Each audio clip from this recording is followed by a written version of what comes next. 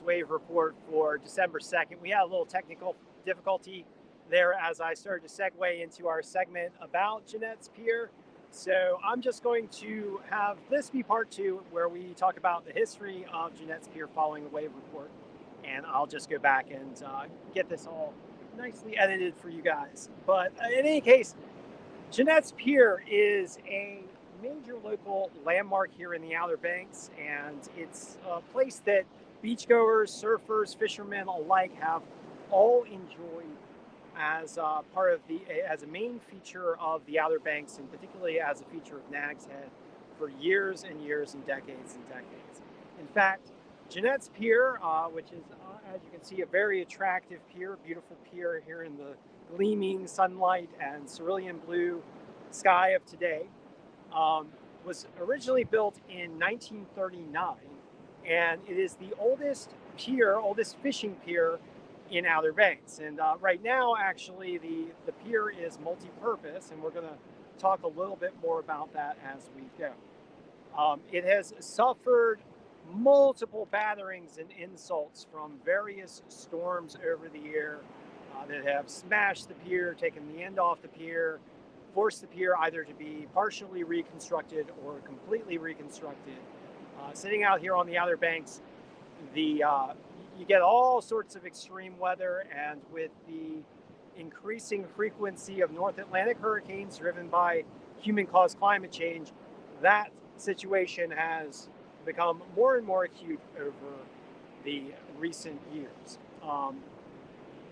Was most recently rebuilt in 2011 after a strike from Hurricane Irene smashed the pier, and is now a one-of-a-kind educational ocean pier run by the North Carolina Aquarium Society.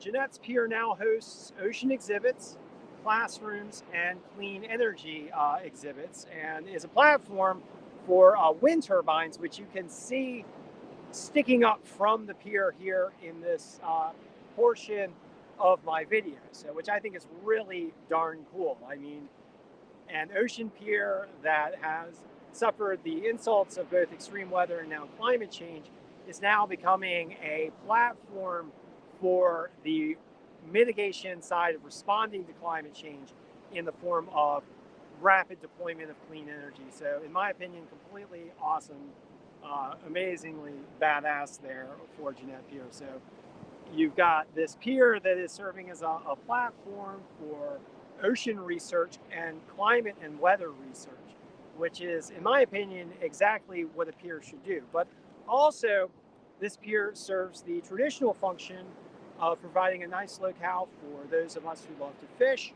and those of us who are beachgoers who also love to surf. And it provides a nice location for a sandbar to form and provide the beautiful waves that we see coming in here today. As a surf location, Jeannette's Pier has been a prominent location for surfers since at least the 1950s, and now features a more than 7-decade legacy as a surf location. So this is an amazing pier. I invite you, those of you who haven't come to visit Jeannette's Pier on the Outer Banks, to come and enjoy the surf, enjoy the fishing, and also take part in the educational environment and learn more about our precious oceans and about our responses to climate change in order to save our precious seashores from the assaults of rising seas and worsening storms due to fossil fuel burning. So thank you for joining me for both parts of my OBX Wave Report today. My OBX Wave Report does feature Jeannette's Pier often for as a location. So now you know a little bit more about Jeannette's Pier and the wonderful beach location that it hosts. And I hope I'll be doing more reports from Jeannette's Pier. I'll be doing some surfing from Jeannette's Pier.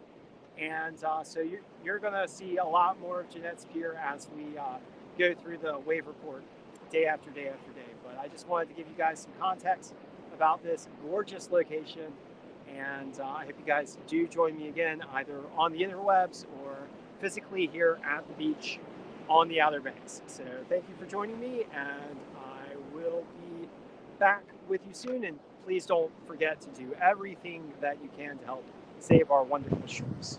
Take care.